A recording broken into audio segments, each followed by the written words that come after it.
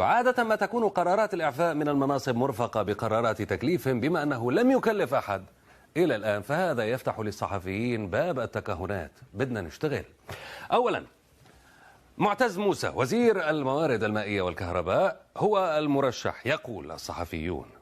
هو يشغل هذا المنصب منذ عام 2013، وشغل سابقا منصب القنصل السوداني في ألمانيا. يتوقعون أيضا أن يكون مطرف صديق سفير السودان السابق لدى جوبا، وكان قد كلفه البشير مؤخرا بلعب دور في ملف أزمة مياه النيل. يقولون أنه ربما يحل محل إبراهيم غندور. اتصلنا بالوزير المقال السابق للتعليق على إقالته، اعتذر عن الظهور معنا في هذا البرنامج، لذا سنذهب إلى تعليقاتكم. الصحفية المصرية رانيا بدوي تقول: أرجو أن تكون إقالة الرئيس السوداني عمر حسن البشير لوزير خارجيته إبراهيم غندور تصحيحا للتصعيد غير اللائق الذي حدث ضد مصر بالأمس في البرلمان السوداني.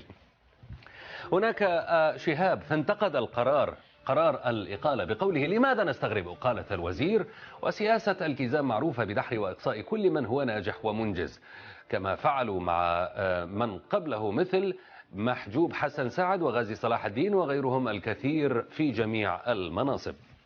أما بالنسبة لمعتصم عبيد فيقول: نبارك للدكتور إبراهيم غندور إقالته المشرفة بعد أن أوضح الحقائق التي تعمل الدولة العميقة على إخفائها.